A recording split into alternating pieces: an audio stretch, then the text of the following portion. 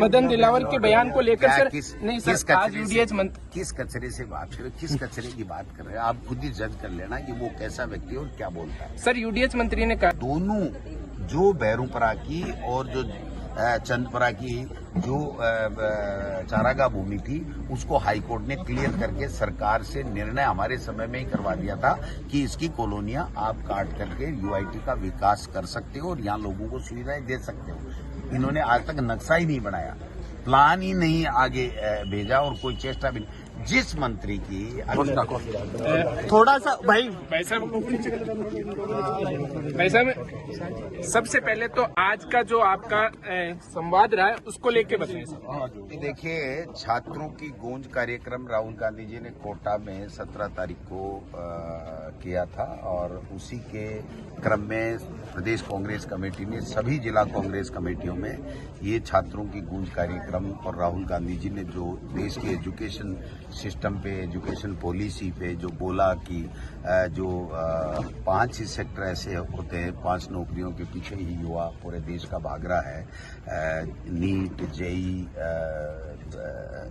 CLAT और defence, इन्हीं और यूपीएससी, उन्हीं के पीछे और 4-4 लाख रुपए प्रति वर्ष के उनके लगते हैं, तैयारी के कोचिंग के लगते हैं। लगभग इन 5 तैयारी एग्जाम्स की तैयारी के लिए 3.5 लाख करोड़ रुपए लगते हैं और 3.5 लाख करोड़ रुपए हमारे भारत सरकार के 5 बड़े विभाग जिसमें एजुकेशन, हेल्थ है, इनका बजट होता है और उनमें सफलता फिर होती है तो 3000 बच्चों में यूपीएससी का एक बच्चा सिलेक्ट होता है और जो नीट है उसके 80 बच्चे, 180 बच्चे होते हैं और जेई के 30 बच्चे ही सिलेक्ट होते हैं। तो ऐसे में बाकी लोग निराश होते हैं और फिर पेपर और आउट हो जाता है, तो पेपर आउट हो जाता है तो बच्चे डिप्रेशन में जाकर के आत्महत्याएं कर लेते हैं। तो इस एजुकेशन सिस्टम को बदलना है और उसके लिए सब लोगों के सामने उन्होंने एक बात रखी है कि आपके सुझाव क्या होंगे। वो सारे सुझाव लेने के बाद में पूरे देश के लोगों से फिर राहुल गांधी जी इसके समाधान जो उनके दिमाग में है वो लोकसभा के माध्यम से सरकार के सामने रखेंगे कि ये स्थिति आज की तारीख में है कि अकेली नीट के अंदर 1.25 लाख करोड़ रुपए का खर्चा एक साल के अंदर लोग पेट काट करके देते हैं, मिडिल क्लास के लोग, और उसके बाद में 80,000 केवल डॉक्टर सरकारी कॉलेजों में बन पाते हैं। बाकी जो है वो प्राइवेट में जाते हैं तो 1 करोड़ 2 करोड़ रुपए भी उनके लगते हैं जो मिडिल क्लास का व्यक्ति नहीं दे सकता है। तो ये जो एजुकेशन सिस्टम फेल है और ये जो पेपर लीक हो रहे हैं, मैं समझता हूँ कि इसके ऊपर राहुल गांधी जी देश के युवाओं की जो मेन समस्या है उस समस्या के समाधान के लिए कार्यक्रम कर रहे हैं और लोगों में जागरूकता पैदा करके उनके विचार जानने की चेष्टा के लिए ये कार्यक्रम। सर, भाजपा का कहना है कि पीसीसी चीफ के भी संवाद में छात्रों के संवाद है लेकिन छात्र नहीं जुट रहे हैं, ऐसा भाजपा का कहना है कि जहाँ संवाद हो रहे हैं वहाँ छात्र कम जुट रहे हैं, कांग्रेस के कार्यकर्ता जुट रहे हैं। देखिए, ऐसा है, कांग्रेस के कार्यकर्ता ही छात्रों को मोटिवेट करेंगे। छात्र भी आते हैं, कांग्रेस का कार्यकर्ता भी आता है और आम नागरिक भी आता है और ये नुक्कड़ सभाएं, डीसीसी के कार्यक्रम, ब्लॉक के कार्यक्रम, हर जगह पे जाकर के लोगों में जागरूकता पैदा करके इस सिस्टम कैसे सुधरे इसका सुझाव लेने के लिए और लोगों को समझाने के लिए कार्यक्रम है। इसमें कोई संख्या बल का कोई बेमाना नहीं होता है। आप लोग मीडिया के लोग आए हो, आपने देखा है इतना बड़ा अच्छा कार्यक्रम हुआ है। अब आप लोग जब मीडिया के माध्यम से इस बात को बताओगे तो और ज्यादा लोगों के पास जाएंगे और ये एक दिन का कार्यक्रम नहीं है, ये हम रोजाना सतत प्रक्रिया है कि इस पूरे सिस्टम के बारे में लोगों में जागृति पैदा करके लोगों को बता करके इसकी समस्या का समाधान करना हमारा। सर, कांग्रेस ने राहत, जैसे राहुल गांधी जी ने उमेश माली के लिए या फिर प्रदीप मेघवाल था उसके घर पे आर्थिक पैकेज भेजा।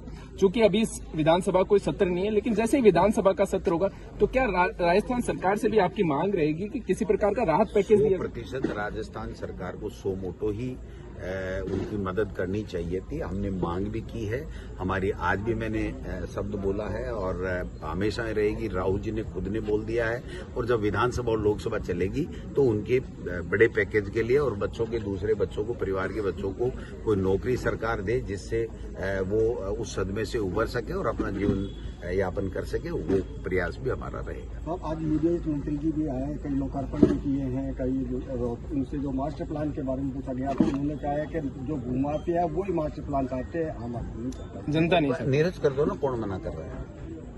भाई भूमाफिया चाह रहे हैं तो आम आदमी के लिए तो मास्टर प्लान की जरूरत नहीं है। सीकर संभाग बन गया मंत्री जी, और संभाग बन गया तो इसमें विकास होना चाहिए, शिक्षा नगरीय होना चाहिए कि नहीं होना चाहिए, और नहीं है तो आप मंत्री हो, आप सरकार हो, नीरज कर दो की जरूरत ही नहीं है हमें। तो 2047 की क्यों बात कर रहे हो? फिर आपने मास्टर प्लान इसलिए रोका कि हम 2047 के विजन का मास्टर प्लान बड़ा बनाना चाहते हैं।